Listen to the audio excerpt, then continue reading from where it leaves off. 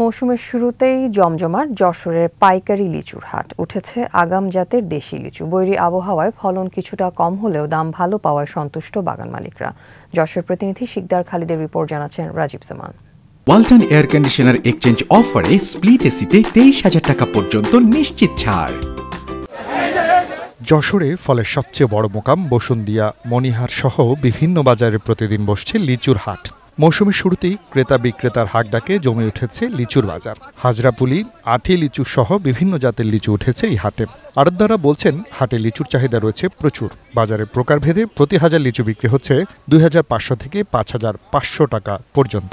যারা বেচতে আসছে তার লিচুর দাম পাচ্ছে অত্যাধিক। সর্বনিম্ন 2,000 টাকা, সর্বোচ্চ 5,500 টাকা পর্যন্ত গেছে আজকের বাজার পর্যন্ত।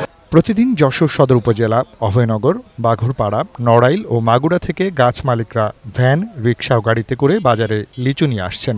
ভালো দাম পেয়ে খুশি তারা। রোদের তাপমাত্রা নষ্ট হয়ে গেছে তো, সেখানে আমরা দামটা পাচ্ছি, আমরা সন্তুষ্ট, চাষিরা আমরা সন্তুষ্ট।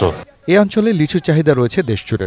ঢাকা, চট্টগ্রাম, সিলেট, বগুড়া ও বরিশাল সহ দেশের বিভিন্ন জেলা যায় এখানকার লিচু।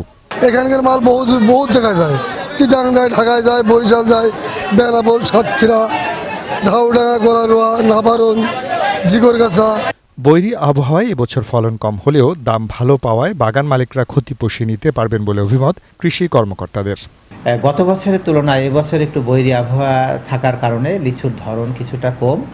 তবে আমরা কৃষি সম্প্রসারণ অধিদপ্তর থেকে কৃষকদেরকে পরামর্শ দিয়ে আসছি যে এই যে ধরনটা আছে, এই ধরনটা যাতে গাছে টিকে থাকতে পারে তার জন্য যে সমস্ত ব্যবস্থা নেওয়ার দরকার আমরা কৃষকদের সেই পরামর্শ দিচ্ছি। যদিও ধরন কম আছে, তবে বেশ ভালো একটা দাম পাচ্ছে এবং সেই দাম পাওয়াতে লিচুর ধরন কম হলেও সে কিন্তু তার লাভের জায়গাটা কিন্তু সে পুষিয়ে নিতে পারবে। কৃষি বিভাগের তথ্য অনুযায়ী যশোরে এবার 625 হেক্টর জমিতে লিচুর আবাদ করা হয়েছে।